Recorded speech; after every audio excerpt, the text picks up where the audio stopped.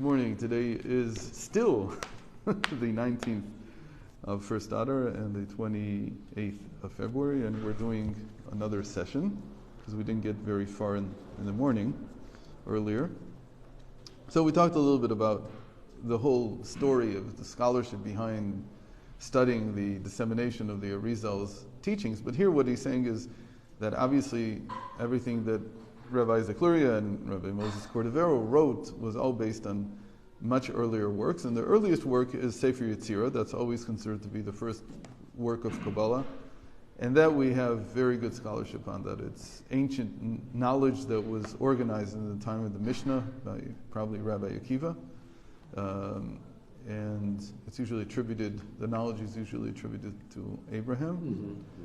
And the Zohar, which is attributed to the same school of mysticism as Rabbi Akiva, which is called the Zohar, and this was written by, the knowledge there is from his student Rabbi Shimon Bar Yochai. Mm-hmm. Thus, any attempt to explain these concepts and doctrines as they appear in the writings of Rabbi Shneur Zalman of Liadi can be done only in the context of the works of his predecessors.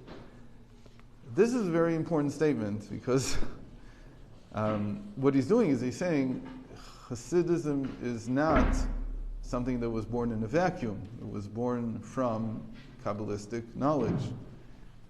And it needs to be known that in this generation there was a big, and it's interesting, I didn't know that Rabbi Shochet would write something like this.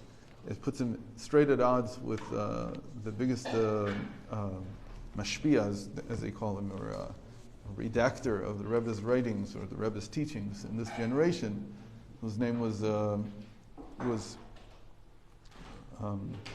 Yael Khan. That's how they call him. And Yael Khan had a shita, very strong shita, that he didn't want people learning Kabbalah at all. Meaning, he said, if you want to learn anything, just learn it from the Chassidus itself. So it's not from Kabbalah. Not to learn the books. Was that the Rebbe shita? No, I don't think so. Okay. I can't tell you though. Yeah, somebody has to. It's very hard to separate them. Yeah. So, so this is was it his shita in terms of teaching? I don't know. We don't know. Was it his shita in terms of learning? Obviously not. I mean, the Rebbe learned everything. Yeah, of course. And he saw the whole evolution, the whole progression. So shouldn't we? In other words, he was saying you shouldn't. So what he's saying here is you cannot understand it. You can't understand these concepts and doctrines as they appear in the writings of Rabbi Shneur Zalman Liadi without the context of the work of his predecessors. Which goes contrary to...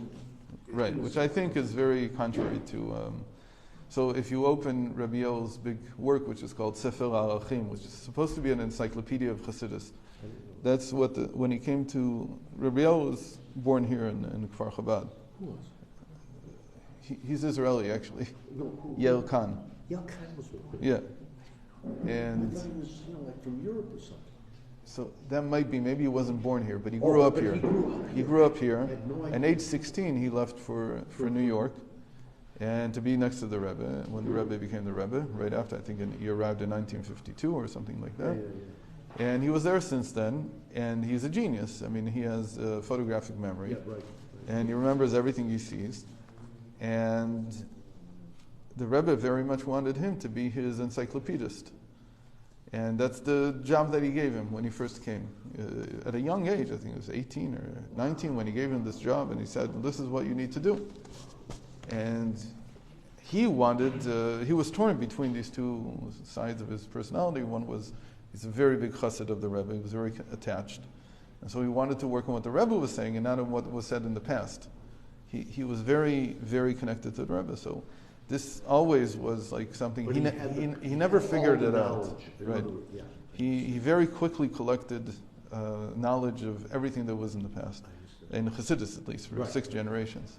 And I think he had it at his fingertips, like really at a tremendous level. So the Rebbe wanted him to create an encyclopedia of Chassidus, which is a huge thing. It would be, I think, over 50 volumes if he would have been able to complete it. Yeah. But he only did in the end 4 volumes that were the initial ones, Is this Chabad Chassidim? Just Chabad. Okay. Just Okay, Chabad, not even anything. Yeah. And then he added 2 more, and then at the very end of his life, he was able to complete another volume. But most of it, I mean, the things that he really sat on, you see, they're just amazing. But they're like exactly like an encyclopedia should be. They're just fact after fact after fact. He brings every single mention of a concept, and he organizes it very nicely. It's a work of art. It's very dry. You might even say there's no Chasidus in it, meaning there's no translation into Avoda. But in terms of the scholarship, it's really perfect. And then the Rebbe kept taunting him about this. The Rebbe wouldn't let him work on his stuff, on the Rebbe's stuff, because he said, "I want you to do the encyclopedia." You can see this dozens of times in the 40 years of the Rebbe, that even in the middle of her brengen, he'll talk to Rebbe El and say, Why haven't you finished what I told you to do? He'll say that in front of everyone. Because it was such a big deal. For the Rebbe, it was a very big deal. And I think for Rebbe El, it was also a very big deal, but I don't know exactly what the story is, but he never was able to, in my opinion, it was just that he had these 2 completely different aspects of his life, and he never found the way to completely enmesh them, in any case. So he was very much against this. He wouldn't agree with this statement at all. What that you have to go back to Kabbalah in order to understand. That's what Shochet said. Yeah. So Shochet's coming from a different tradition. They weren't Chabad. His family wasn't Chabad. They came from Germany. They were actually Litvash. They were Litvaks. They came from, his grandfather was from Telz. Was a Rav in Telz. So I'm guessing that his connection with Chassidus at the higher levels was directly through the Rebbe, not through Rebbe El. He was never with him. So he had his own, and he was was a tremendous professor and scholar. The whole family is. His brother, I think, is the youngest brother, or the oldest brother. I don't know. David was the youngest. No, it's still in Los Angeles, of course. He's still there. Incredible man. Yeah. For this reason, the reader will find many references to them throughout this book, to the works of Kabbalah, where other works prove helpful and cross-references enlightening to the serious student seeking to delve further into the subject matter. These 2 are cited in the footnotes. So it'll be interesting to see what he brings. I've read this, but I'm looking at it now. You're giving me like a parish of this. Thank you. Yeah. It is to be remembered that the concepts and doctrines discussed deal with profoundly intricate subjects, often involving difficult and delicate premises and principles, which touch upon many basic theological problems. They are discussed here. It's interesting that he uses this language that he says theological problems and not theological issues. Rav Steinsaltz was very much like that. He wouldn't say this is an issue. In the Litvish, in the yeshivish world, everything is a sugya. Or in Chabad they say an inyan. But they won't use the word problem. Interesting. Ba'aya. They won't use a ba'aya. Or this is a question. I understand. She'ela. It's an inyan, or it's something that you. And here he's using a very, I'd say, like extra Chabad, like outside of Chabad type of language, very academic. That there are theological problems, not issues. And the difference is, of course, that when it's a problem, it means that it's not solved. When it's an issue, okay, you're inside the issue. You're inside the inyan. You're inside the It's a subtle difference, but it is a difference. To me, it's exactly the difference between Rav Steinsaltz and the rest of the Chabad establishment. That he saw things with a much more word? Flexible? Not flexible, but he had much more perspective on what Chasidus is trying to do. It's trying to do something. And he would go further and he'd say, Judaism is trying to do something. There's a project here. It's not just that we have some kind of set, fixed things that's all we repeat all the time. He sees it as something that needs to continually update its efforts, because the problems in the world are ongoing. They haven't been solved. Put it that way. Every generation has to figure out how to deal with them, with these basic issues of the human condition and so on. So these calls them basic theological problems. He belongs to that genre, like Rav Steinsaltz, which is, by the way, why a lot of Chassidim will not connect to these people, because they say I want to live in a very sequestered reality where everything is already solved and not problematic, no questions. And okay, they are discussed here because the marginal notes accompanying the translation of Igerat HaKodesh, where these concepts and doctrines appear, could not do justice to them. So interesting. Why is that what he's saying here? Why did he suddenly jump to Igerat HaKodesh? Okay. My guess is because Igerat HaKodesh, it also doesn't make sense. Igerat HaKodesh is the last part of the Tanya, and it for some reason was divided into two. Okay. And the Igerat HaKodesh means the holy epistles, letters that the Alter Rebbe wrote. It's divided into two for some reason that I don't know. And one part is called Igerat HaKodesh, and the other one's called Kuntras Achron. The reason that I say it's divided in two is because they're all letters. Even what's in Kuntras Achron are letters. And if you look in the Tanya, in the original table of contents, so there are numbers to the letters in Kuntras Achron. They're like in the original table of contents, they were considered to be letters. They weren't considered to be something else. And there, in the last part of it, and maybe that's why it was broken up, it's much more Kabbalistic. Much, much more. Than in the 30 letters before that, 31 letters before that. But even in those, and I imagine that he's going to be talking about that, there's two letters that stand out that are, well, there's more than two, 1, 2, 3, 4, maybe 5 letters that stand out as very, very Kabbalistic. The one that's the most important is the last one chronologically, which is number 20 in Igerat HaKodesh. And there, the Alter Rebbe explains the Kabbalistic justification for Chasidus. He explains what exactly is going on in Kabbalah, and where did Kabbalah leave off, and why we have to continue in a certain direction. But he says all of this in very Kabbalistic language. So Igerat HaKodesh 20 is considered to be the hardest one in the whole collection. Even though, in terms of understanding it, it's not that difficult. It's not that complex a Kabbalah, but what he's trying to say is very, like, it can escape you. For many years, I went over it again and again and trying to understand what he was trying to say. Why was he doing this? Because he had treated most of it in another epistle. It's written in other places. Why suddenly, at the end of his life, was he talking about this? Yeah. But then you understand that at the end of his life, he was sort of setting up the broadest explanation he could for why this is necessary, why this is important. So I'm guessing that that's what he's referring to, but I don't know.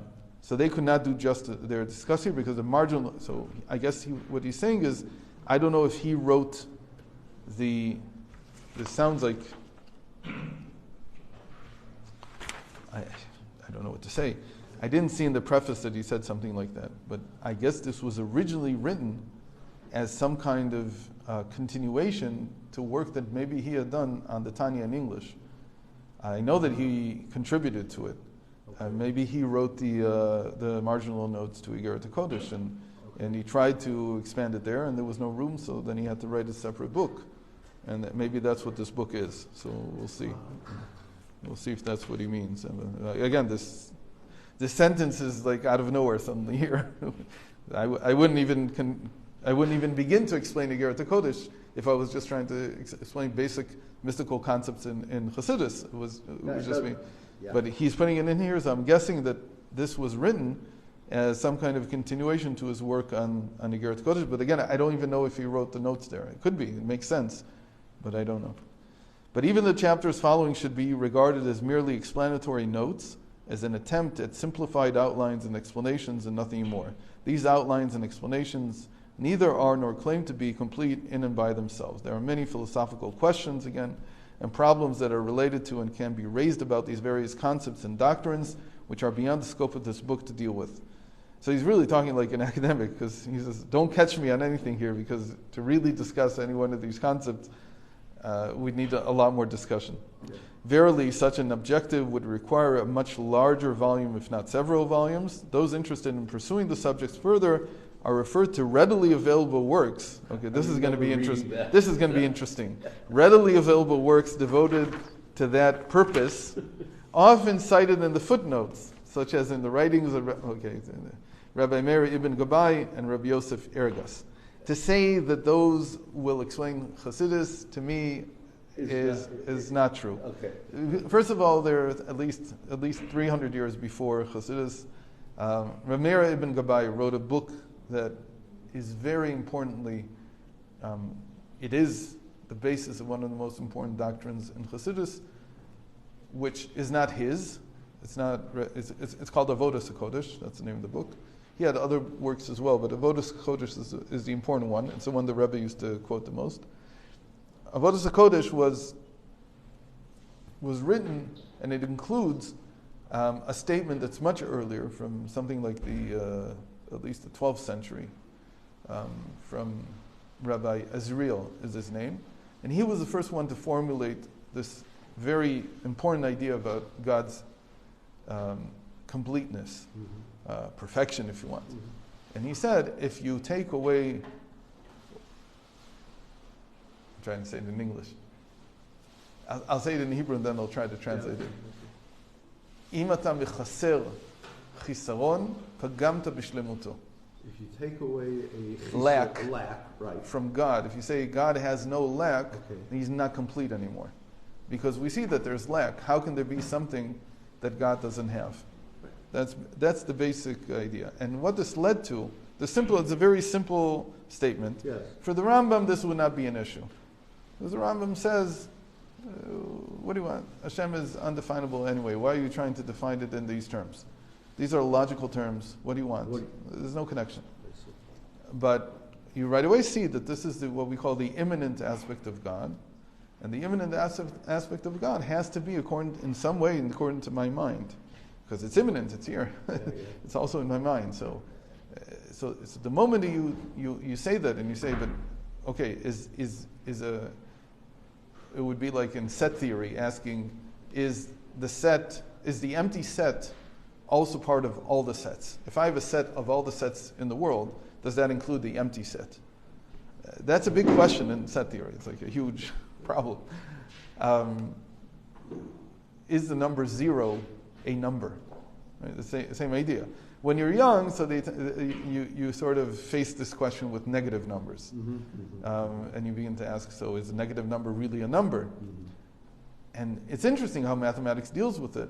At some point, they gave up on trying to define it, whether it's this way or that way, and they said, let's just treat it like it is and see what happens. And it turns out that you can treat it like a number, and mathematics continues to work just fine. Yeah. There's no problem. Then at some point they came up with square root of -1, what they call I, the imaginary number. And so what mathematicians call a J, because I is always current.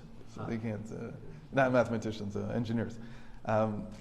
So what do you do with this number? Is it a number, not a number? So they tried treating it as a number, and lo and behold, it works. It's fine. You can add that into the mix also. Then there were what we call non-fractional numbers or algebraic numbers, or after that, transcendental numbers. And it turned out that all these numbers, even though they don't have good definitions, we don't know what they are in the first place, it works fine. Yeah. Mathematics seems to continue to work just fine. Yeah. But then you get into something called infinity. And when you treat infinity, it breaks down. You can't do that. They knew a long time ago. They knew you can't divide by infinity, because everything breaks apart. So they understood infinity is something else. It's not a number, it's a concept. Okay, so then in the 19th century, Cantor came along, and he built a whole mathematics for infinity, which I don't know enough to say whether it works the same as the mathematics that we know, but he built something that mathematicians are fine with, as far as I understand it. They live with it.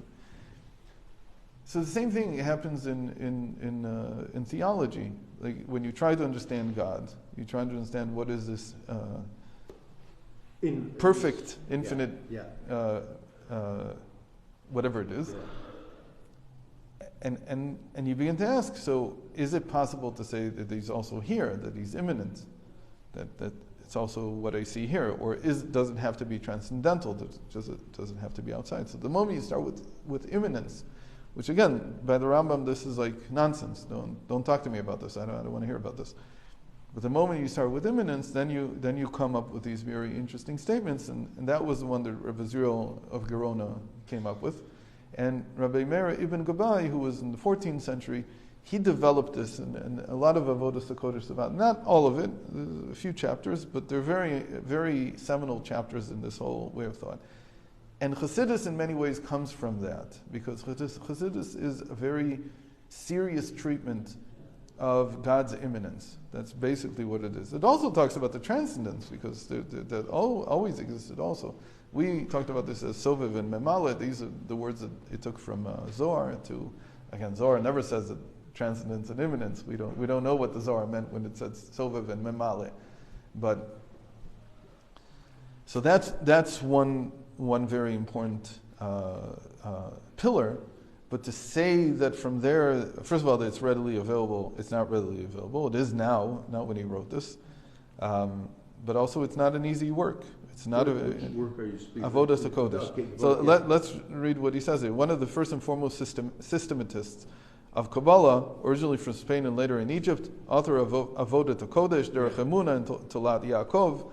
Avodat HaKodesh is an elaborate introduction to the Kabbalah, dealing with its most important problems and containing profound critical discussions of various philosophical expositions. It should be noted, though, that Ibn Gabbai's work are pre-Lurianic, and that's also very important. Yeah. But again, in terms of philosophy, what is Chassidus sitting on? It's always understood that Chassidus is sitting on Avodat HaKodesh, which is really, again, Rabbi Israel. So that's one. And the Rebbe, you were... Oh, of course, all the time. Then he says, Rabbi Yosef Ergas, he wrote a book that's called Shomer Emunim. And a lot of people refer to it as Shomer Emunim Akadmon, which is because after that, there's a Rath from Hungary who wrote a Shomer Emunim, and that's the basis of Satmar. And they all learned Shomer Emunim also. Right. So it's a completely different work. It's a work of piety. It's something completely in a different direction. Rav Yosef Ergas, he wrote this work, Shomer Emunim, he wrote it in debate form between two people, one who wants to find out what Kabbalah is, and the one who is teaching him what Kabbalah is. It's a very short work. You can read it in one evening easily. It's not very complex. He doesn't get into very deep Kabbalistic discussions at all. He's trying. It's always considered to be a beautiful primary or first encounter with Kabbalah.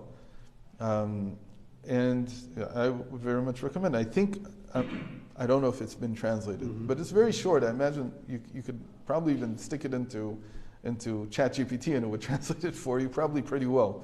What do you think is a good translator? ChatGPT is a good translator. What is it called? ChatGPT. That's the AI that everybody's all up in. You mean you can... You can give it a text and it translates it. It's better it than Google Translate? Oh, really? Light years ahead. Yeah. I didn't know about this. It's very good. I work with it all the time. Is it a Hebrew... is it a translator? You write to it in any language you want. Oh, okay. It knows everything. It's really... wow. I don't always agree with the translation. No, I understand, and it doesn't have... When you translate, you have to understand what you're translating. It doesn't understand what it's translating, so there's problems. But But that's me, because so why is it better than Google Translate? Just as it's an AI. It's something completely different. It's based on large language model. It's a completely different world. Really, it's a whole different model. Yeah, it's got 3 billion parameters. I don't know what they have now. Yeah, I'll show you. Please, yeah. I'll send you the link. And because I try sometimes. In other words, in Safari they have English and translation of, let's say, the Rambam, and I look at the Hebrew. I don't get it completely, but I know the English is. It's not catching it. Right. I had a long talk with a friend who knows a lot. So with ChatGPT also, you'll run into the same problem, because again, it doesn't understand what it's translating, but it at least gives you a working knowledge of what was said. Yeah, you can start thinking about it. But better than for sure. Much better. No. In fact, yesterday I gave it something to translate. Inside it said the Magid. It just said the Magid. And it translated it with all the information. It said Reb Dover of Mezrich.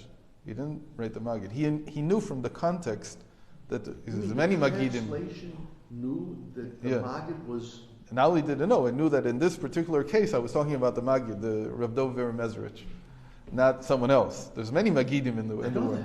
How do you know that? From the context. That's what a large language model does. It looks at a bigger section of the text, and it tries to figure out. I understand. It's context based. It's not. This is real stuff, huh? I mean, this. It's getting better. It's getting better. Yeah. I still have to work very hard on translation. I mean, I have to. I almost never leave anything that it writes, but I like working with something instead. I just gave a class about this yesterday, about creativity. I have a harder time starting with an empty sheet of paper. For me, it's much easier to start with something that already exists and then even erase it and rewrite it, but to have something in my hands. Anyway, so Yosef Vergas Shomer Emunim is a very, very good primer on Kabbalah. So he writes here, renowned Talmudist and Kabbalist of the Lurianic school. He was after, right? But he was very influenced by the Western tradition of Kabbalah, of Lurianic Kabbalah. Residing in Livorno and Pisa, author of Minchat Yosef. He lived from 1685 to 1730. He also didn't live very long, 45 years. Shomer Emunim, Tshuvot, Divrei Yosef, and Shomer, etc. He wrote a number of works. Shomer Emunim is written in the form of a dialogue between a mystic, adherent, and defender of the Kabbalah, and his rationalist critic, and is relatively easy philosophical. And is a relatively easy philosophical introduction to the main issues and principles of Jewish mysticism. A lot of people start from there because it's a very good place to start. Okay, so let's see a little bit more. Okay. Anthropomorphisms and Metaphors, Chapter 1.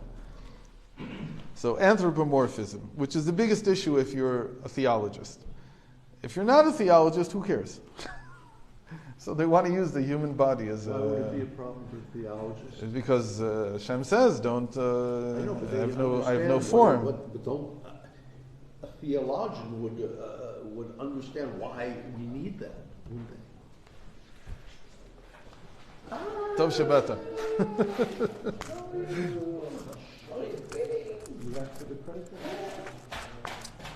I love this man. Everybody does. I'm going to Moscow. You're going to Moscow? Pesach. Oh, Pesach. You're going for all of Pesach? Do you have any connection with Baruch Lazar? You go to see him? I'm going not in Moscow. Okay.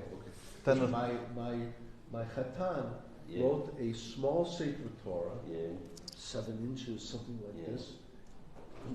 The Russian oligarchs, the rich men, bought it for him, and it's now in Moscow, in his shul. You need shul? Yeah. Can ask if I'm going to be. So if you're there, ask about the small Sefer Torah. I not need to ask Lazar. I can ask... No, if you go to the shul, someone will know. I also to go to the shul, a mikveh. I need a mikveh before Pesach. Yeah. אתה נוסע לשם לכל הפסח? איפה תהיה? חוץ ממוסקו.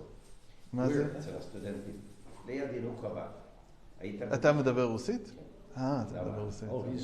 הייתי גם בה, אבל אני מדבר רק אנגלית. שם זה צריכים לדבר... רוסית, כן. יפה. אפשר שם מהקופסה להוציא משהו? מה? אפשר מהקופסה גם להוציא משהו? איפה? בקופסה שלך. כן, בטח. אל תקרא. שפע. Thanks so much.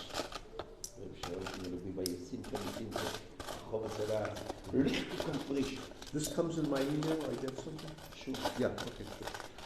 Fine, thank you. Hey, this man. I wish you luck. How's the Rebbe? מי זה הרבה? מחסיד קרלין. אתה קרלין? Oh, he's a Carolina, yeah. איך אני מגיע למוסקו? יש לנו בית כנסת שם. כן? קהילת בית אהרון. זה מחוץ למוסקו. The Rebbe has a big connection in Moscow? כן. השארתי 5. תודה. עכשיו אחרי שנים אני מגלה כל הסודות. יש קונטרס לקרא שבס. יש כדבר, אתה מכיר את זה? של דירשו. יש לך, אם תיכנס לקרא שבס, דירשו, של פרשת צווה, תראה את הסיפור שלי. יש לי סיפור אדיר. אנשים משתמשים בזה. תיכנס לזה. לקרא שבס, דירשו, יוחנן בריזל. השבוע תצא ותראה אותי עם שטריימל יפה, תמונה יפה מאוד. גם ככה אתה יפה. גם בלי השטריימל. לא, תראה את זה, יחיד עם שטריימל בכל דירשו. זאת אומרת, אור גדול, אני מספר סיפור אדיר. אני רגע. טוב. Unbelievable. So you know that originally Chassidim were called Karliners. They weren't called Chassidim, they're called Karliners, because Karlin, Reb Aaron of Karlin, Reb Aaron HaGadol, the great Reb Aaron, that was the biggest Chassidic group, by far. He had 100,000, yeah. And so they was just known as Karliners. That's how the Polish authorities knew them, and that was their name. I was told before the war, Alexander Chassidim was the largest group. It was also big in Poland. Yes. That's where Gur comes from. Here. Yeah, much bigger. There's a lot of stories about what happened afterwards. Yeah. In any case, the terms are borrowed from the terminology of Kabbalah and Hasidism, and thus in the expositions following is highly anthropomorphic. The terms are borrowed from human concepts in the empirical world.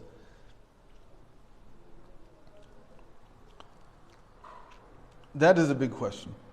I find a problem with the statement, because they were not, nobody in Chassidus looked at the empirical world. Nobody in Kabbalah looked at the empirical world, and if they did, we don't have good proof that they did. When you mean the empirical world, are you talking about meaning science they didn't go out and sit in the marketplace even. I'm not talking about even research. I'm talking about looking at how things were in reality. For instance, there's something that I've mentioned in our classes. There's machlokas. There's a big dispute, even today. How many coverings? I don't remember what the word is. Meninges does the brain have? 2 or 3. And everything in medical science says there's 2. But you can continue to redivide them, because everything is very arbitrary in the end. You decide this. But the way that medical science talks about it, there's 2 meninges to the brain, 2 coverings. And the Arizal has 3. Where does he get the 3rd one from? To say it another way, there's a famous story that someone came to the Rebbe Rashab, the 5th Rebbe, and he said to him,